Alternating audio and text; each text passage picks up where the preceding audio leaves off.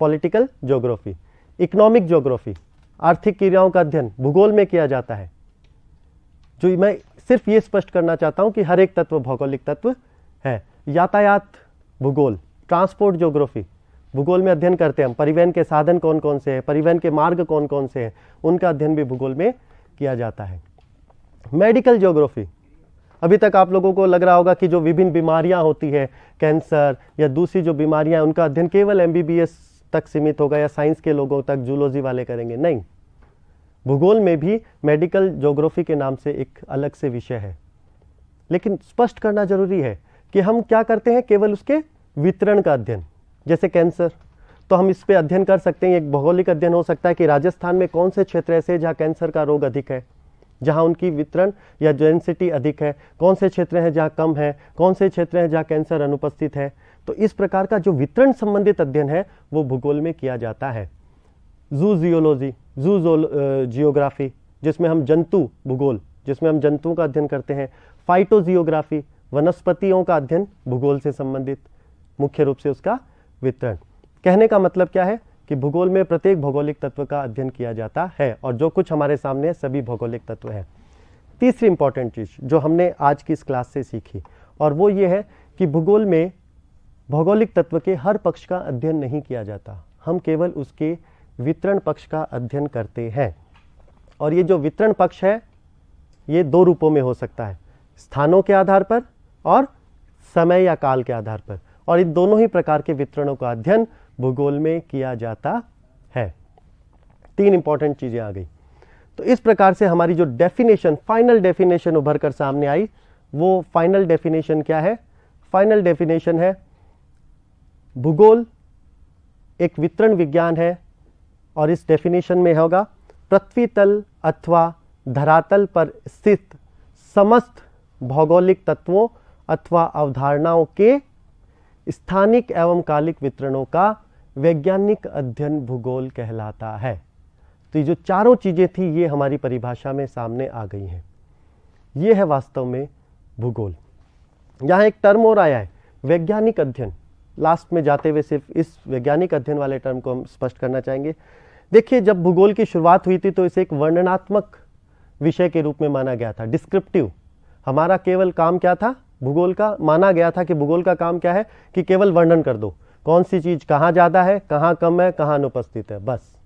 कहाँ पर्वत है, कहाँ मैदान है, कहाँ नदियां हैं, इससे हमारा केवल इतना ही माना गया था। लेकिन धीरे धीरे धीरे धीरे एक साइंस के रूप में विकसित होते हुए हमने ये पाया कि केवल वर्णन करने मात्र से यह विषय समाज को कुछ योगदान नहीं दे सकता। इसलिए अब भूगोल के स्वरूप में परिवर्तन हुआ है। हम केवल एक वर्णनात्मक भूगोल नहीं रह गए, केवल वर्णन करना मात्र नहीं है, बल्कि अब हम उसका वैज्ञानिक दृष्टिकोण से अध्ययन करते हैं। वैज्ञानिक दृष्टिकोण से अध्ययन करने का मतलब क्या है कि किसी भी भौगोलिक तत्व से संबंधित जो अनेक पक्ष है, वो तत्व क्या है, वो तत्व कैसे विकसित हुआ, वो उस तत्व का वितरण किस प्रकार से है, उस वितरण को कौन कौन सी चीजें प्रभावित करती हैं, किन किन चीजों की वजह से उस तत्व का विकास हुआ है या उस तत्व का विकास में बाधा उत्पन्न हुई है। जैसे एक उदाहरण, पर्वत। अब हमारा उद्देश्य केवल ये बताना नहीं है कि राजस्थान या भारत में कहाँ पर्वत श्रृंखला है और कहाँ पर्वत श्रृंखलाएं नहीं है। भूगोल इससे आगे निकल गया। अब हम वैज्ञानिक दृष्टिकोण से अध्ययन करते हैं। हमें केवल यही बताना उचित नहीं है कि कहाँ है, बल्कि हम ये भी देखते हैं कि वहाँ पर्वतों की उत्पत्ति क्यों हुई, क्या कारण रहे कि पर्वतों का विकास वहाँ हुए, और यदि पर्वतों का विकास हुआ तो कौन कौन से कारक उसके लिए जिम्मेदार है, कौन कौन सा उसका प्रभाव उस भौगोलिक तत्व या उन पर्वतों पे किन किन बाकी तत्वों का प्रभाव पड़ रहा है, इसका अध्ययन भी भूगोल में किया जाता है। तो अंत में मैं वाइंड अप करते हुए अपनी इस क्लास को एक लास्ट चीज़ आपके सामने शेयर करना चाहता हूँ। देखिए, इस क्लास का मकसद क्या रहा? इस क्लास का मकसद कोई बहुत बड़ी परिभाषा आपके सामने रखनी नहीं थी। परिभाषाएं बहुत सी बुक्स में अलग अलग तरीके का है। मेरा मकसद केवल इतना मात्र ये था कि आपको मैं ये बता सकूं कि आखिर ये भूगोल है क्या, कौन से तत्व हैं जिनका हमें इसमें अध्ययन करना है, कौन से तत्व हैं जिनका हम इसमें अध्ययन नहीं करते हैं, इसका अध्ययन कहाँ किया जाता है। कुछ बहुत से छोटे छोटे सवाल हैं जो शायद हमें कहीं किसी किताब में ना मिलते हो, उनका उत्तर ढूंढने की हमने यहाँ पर कोशिश की। लास्ट में 2-3 चीज़ें जो है वो हमने सीखी इस क्लास के द्वारा कि पृथ्वी का अध्ययन ना होकर पृथ्वी तल का अध्ययन है। भौगोलिक तत्व जो भी चीज़ है हमारे सामने है सब भौगोलिक तत्व है और सबका अध्ययन भूगोल में किया जाता है। वैज्ञानिक दृष्टिकोण से अध्ययन करते हैं और हमारा मुख्य संबंध किससे है? केवल और केवल वितरण से संबंधित है। देखिए ये प्रश्न, ये क्लास बहुत इंपॉर्टेंट इस दृष्टिकोण से भी है कि आप सब ज्योग्राफी के स्टूडेंट हो, इसलिए आपको पता होना चाहिए कि वास्तव में भूगोल क्या है। हो सकता है किसी एग्जामिनेशन में ये प्रश्न नहीं आएगा कि भूगोल क्या है, लेकिन फिर भी हमें पता होना चाहिए कि अगले 3 साल हम जिस विषय को पढ़ने जा रहे हैं वो विषय वास्तव में है क्या। 2 केस मैं आपके सामने रख रहा हूं जो इस आज के पूरे लेक्चर को आपके सामने रखेंगे कि इस लेक्चर की जरूरत कहां आ गई आपको।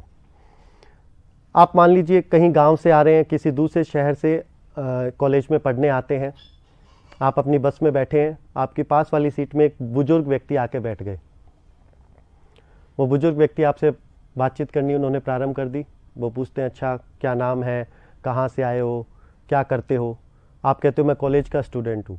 अब चूंकि वो बेचारा कॉलेज कभी गया नहीं, उसको लगता है कॉलेज का मतलब बहुत अच्छा, तो कहते हैं वाह बहुत अच्छी बात है, आप बड़े गर्वान्वित महसूस करते हो अपने आप को। वो कहते हैं क्या पढ़ते हो बेटा कॉलेज में?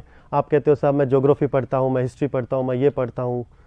तो और अपने आप को गौरवान्वित महसूस करते हो कि आई एम समथिंग स्पेशल, मैं कुछ स्पेशल हूँ।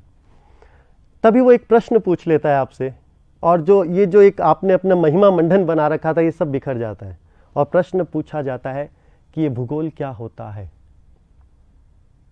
एक दूसरा केस, आप बहुत अच्छी तैयारी कर रहे हैं ज्योग्राफी के साथ, कुछ उच्च पद पे जाने के प्रयासरत हैं। भारत का सबसे प्रतिष्ठित और सबसे बड़ा जो प्रशासनिक पद माना जाता है इंडियन एडमिनिस्ट्रेटिव सर्विस, मान लीजिए आप उसके साक्षात्कार के लिए वहाँ गए। जो सामने यूपीएससी में अध्यक्ष महोदय बैठे हैं वो आपका बायोडेटा देख रहे हैं। अच्छा आपने ज्योग्राफी से बीए किया है, आप बड़े खुश होते हो कि अच्छा चलो अच्छा है, अब तो जो भी पूछेंगे मैं बता दूंगा कि पर्वतों का निर्माण कैसे होता है, मैं बता दूंगा कि महासागरीय धाराएं किस तरीके से बनती है, मैं बता दूंगा कि कोरल्स क्या होते हैं। लेकिन वो ये सब नहीं पूछता, सिर्फ एक प्रश्न पूछता है कि अच्छा चलिए बताइए ये भूगोल क्या होता है। वहां पर आज की ये क्लास आपका कहीं ना कहीं साथ देगी। मेरा उद्देश्य मात्र केवल ये था कि एक विषय को स्पष्ट नहीं करना, मेरा उद्देश्य ये था कि एक भूगोल के रूप में जो 3 साल या आगे अगर आप एमए भी करेंगे 5 साल तक जो चीज़ आप पढ़ने जा रहे हैं वो वास्तव में है क्या, उसका आधार क्या है, उसे स्पष्ट करना। और मुझे लगता है कि शायद मैं अपने इस उद्देश्य में कहीं ना कहीं किसी न किसी रूप से कामयाब रहा हूँगा। धन्यवाद।